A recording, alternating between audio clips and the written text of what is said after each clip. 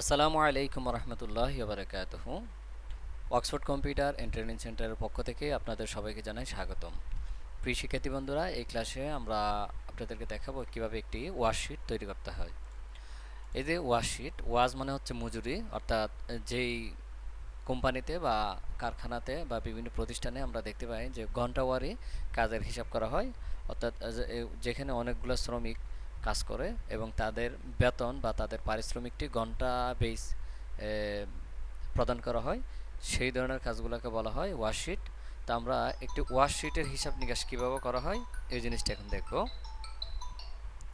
তো এই জন্য আমরা প্রথমে এই অপশনগুলোকে আমরা ডিলিট করে দিই। তো মূলত এই বর্তমানে যে পজিশনে আছে, অর্থাৎ এভাবে আমাদেরকে প্রথমে এই ওয়ার্কশিটটিকে সাজিয়ে নিতে হবে। এখন আমরা বিভিন্ন সূত্র দিয়ে এই বাকি যে অপশনগুলো রয়েছে এগুলিকে আমরা পরিপূর্ণ করব। তো তার আগে আমরা ওয়ার্কশিটে কী কী বিষয় থাকে তা আমরা একটু দেখব। এই যে ওয়ার্কশিটে প্রথমে থাকবে সিরিয়াল নাম্বার। এই সিরিয়াল নাম্বার দিয়ে বোঝা যাবে এই কোম্পানিতে কতজন শ্রমিক কাজ করে। তো এখানে আমি হয়তো 10 জনের নাম লিখেছি। তো 10 জন হলে যেরকম হবে, 10,000 বা 10 লাখ হলে একই সিস্টেম হবে। তো মূলত আমরা প্রথমে দিলাম সিরিয়াল নাম্বার। এটা দিয়ে এখানে বোঝা যাচ্ছে বর্তমানে 10 জন শ্রমিক কাজ করে। তো এই হচ্ছে নাম, শ্রমিকদের নাম আমিন, আমান, মামুন, নাসির, অর্থাৎ শ্রমিকদের নাম এখানে লিখব। তো কোম্পানির নিয়ম হচ্ছে, অর্থাৎ আমাদের আন্তর্জাতিক যে নিয়ম অনুযায়ী একজন শ্রমিককে প্রতিদিন 8 ঘন্টা ডিউটি করা লাগবে। তো সেই হিসাবে তাদের বেসিক আওয়ার ধরা হচ্ছে কত, 8 ঘন্টা। তো যেহেতু এখানে ওভারটাইম বা অর্থাৎ অতিরিক্ত কাজ করার সময় রয়েছে, তাই এটিকে আমরা বলতেছি কি ওভারটাইম।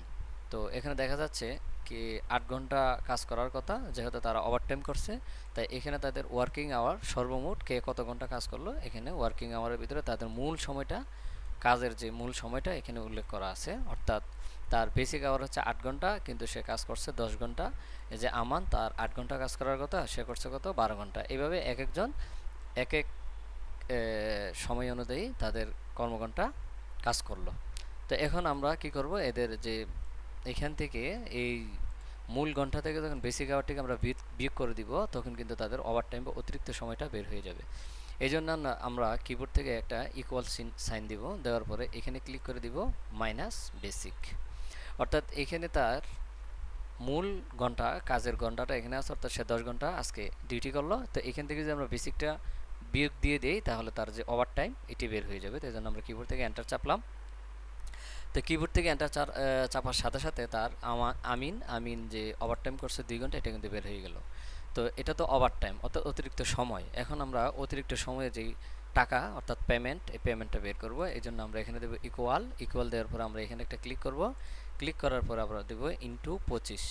25টা কোত্থেকে আসলো, অর্থাৎ যখন আমি কোনো কোম্পানিতে কাজ করব, তখন কোম্পানি আমাকে বলে দিবে যে যারা ওভারটাইম করবে তাদের ওভারটাইম প্রতি ঘন্টা কত হবে, এটা কোম্পানি আমাকে বলে দিবে। তা আমরা এখানে নিজের থেকে একটা সংখ্যা ধরলাম, প্রতি ঘন্টা 25 টাকা করে।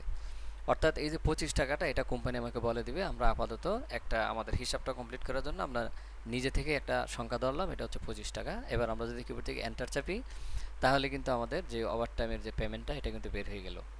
এখন আমরা টোটাল বের করব। টোটাল বলতে আমরা এই যে ওভারটাইমের যে টাকাটা এটা, এবং প্লাস এই যে বেসিক যে আওয়ারটি রয়েছে 8 ঘন্টা, এই ঘন্টার যে একটা বেতন, এই বেতন বের করব। বের করে এটার সাথে ওভারটাইমটা যোগ করব। যোগ করলে আমাদের কিন্তু টোটালটা বের হয়ে যাবে। এই জন্য আমরা প্রথমে ইকুয়াল দিব, দেওয়ার পরে আমরা এখানে একটা ক্লিক দিব। দেওয়ার পরে এবার আমরা দেব ইন্টু 20। ইন্টু 20 কেন হলো, আমরা জানি যে ওভারটাইমের তুলনায়, অর্থাৎ এই যে ওভারটাইমের যে পেমেন্টটা, এর তুলনায় বেসিক আওয়ারের পেমেন্টটা একটু কম হয়। তো যেহেতু আমরা ওভারটাইমের পেমেন্টটা আমরা 25 টাকা ধরেছি, তাই এটি আমরা 20 টাকা ধরলাম। অর্থাৎ কেন এটা এরকম হবে, কারণ হচ্ছে যে একজন মানুষ 8 ঘন্টা ডিউটি করার পর সে অনেক কিন্তু টায়ার্ড হয়ে যায়, ক্লান্ত হয়ে যায়, কিন্তু তারপরেও সে আবার তার টাকার প্রয়োজন বিধায় কিংবা কোম্পানির প্রয়োজনে, কোম্পানির স্বার্থে দেখা যাচ্ছে সে তার মূল ডিউটি করার পরেও কিন্তু সে আবার কাজ করতেছে। এই জন্য বেসিক আওয়ারটা রেটটা একটু কম হয়, এবং ওভারটাইম যে আওয়ার, ওইটার রেটটা একটু বেশি হয়। তা আমরা এখানে 5 টাকা কম বেশি ধরলাম। এই জিনিসটা কিন্তু মনে রাখতে হবে যে অলওয়াজ ওভারটাইমের পেমেন্টটা বেসিক আওয়ারের তুলনায় একটু বেশি হবে। একইভাবে এই ওভারটাইমের তুলনায় বেসিক আওয়ার স্যালারিটা একটু কম হবে। তো এই অবস্থা যদি এখন যদি আমরা এন্টার দিই তাহলে কিন্তু আমাদের বেসিকটা বের হবে। তো আমরা এন্টার দিব না, আমরা কি করব, এটার সাথে এই যে ওভারটাইম যেটা আছে ওভারটাইমের টাকাটা আমরা যোগ করে দেবো। এই জন্য আমরা কিবোর্ড থেকে দিব প্লাস, প্লাস দিয়ে আবার এখানে একটা ক্লিক দিব। দিলে কি হবে, এই যে D6 × 20, এখানে হচ্ছে আমার বেসিক স্যালারিটা এবং এটার সাথে কি হবে, ওভারটাইমের টাকাটা যোগ হবে। এখন যদি আমি কিবোর্ড থেকে এন্টার চাপি তাহলে দেখতে পাচ্ছি কিন্তু এই যে 1 নম্বরে যে আছে আমিন, ওর কিন্তু মূল বেতন সহ ওভারটাইম সহ আমার বের হয়ে গিয়েছে। তো এখন আমরা এই তিনটি সেল সিলেক্ট করব এবং এইখান থেকে ধরে একটি আমরা ড্রাগ করব। তাহলে দেখতে পাচ্ছি সকলের বেতন কিন্তু বের হয়ে গেল। তো এখন আমাদেরকে কিন্তু এই সবগুলো সবার টোটালটা বের করতে হবে, অর্থাৎ গ্র্যান্ড টোটাল বের করতে হবে। এই গ্র্যান্ড টোটাল বের করার জন্য আমরা ওটো সাম অপশনে ডাবল ক্লিক করব। তাহলে আমাদের কিন্তু গ্র্যান্ড টোটালটি বের হয়ে গিয়েছে। তো এখন আমরা দেখতে পাচ্ছি আমার বর্ডারে যে অপশনটি আছে এটি কিন্তু মুছে গিয়েছে। তো এই জন্য আমরা বর্ডারটিকে এভাবে সিলেক্ট করব। সিলেক্ট করার পরে আমরা ফন্ট অপশন থেকে বর্ডারে যাব, এবার আউটলাইনে ক্লিক করে ওকেতে ক্লিক করব। তাহলে কিন্তু আমাদের বর্ডারটি আবার চলে আসলো। তো মূলত এইভাবেই আমরা আমাদের যে ওয়ার্কশিট যে বিষয়টি আছে এটাকে আমরা সিলেক্ট করব, সম্পন্ন করব। তা আশা করি আপনারা বুঝতে পারছেন। আর যদি বুঝতে না পারেন তাহলে আপনারা সরাসরি আমার সাথে যোগাযোগ করতে পারেন। এই যোগাযোগ করার জন্য আমার নাম্বার হচ্ছে এটি। এই নাম্বারটিতে যোগাযোগ করলে আপনারা আমার সাথে যোগাযোগ করতে পারবেন এবং এই বিষয়ে আরও বিস্তারিত জানতে পারবেন। তো ধন্যবাদ।